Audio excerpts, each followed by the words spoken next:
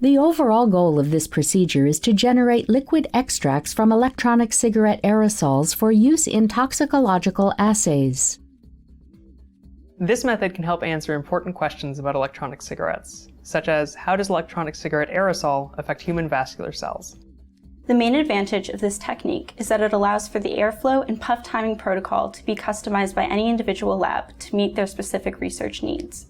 The implications of this technique extend toward better understanding the potential risks of electronic cigarette use because it provides a customizable platform that can generate electronic cigarette aerosol extracts in your own lab. This method can provide insight into the risks of electronic cigarettes. It can also be applied to other products, such as conventional tobacco products or cannabis products.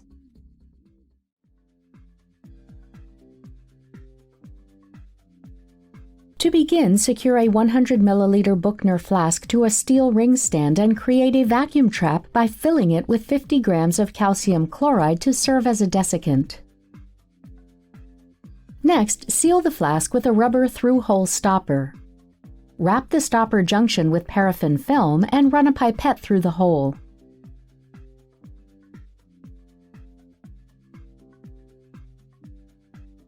Using vinyl tubing, connect the pipette extending from the topper to a T-intersection hose connector. Then use it to connect the two impingers to each other and to connect the output of the second impinger to the T-intersection hose connector.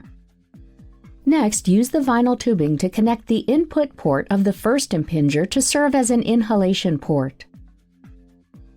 Also, connect the side arm of the Buchner flask to the input port of an airflow regulator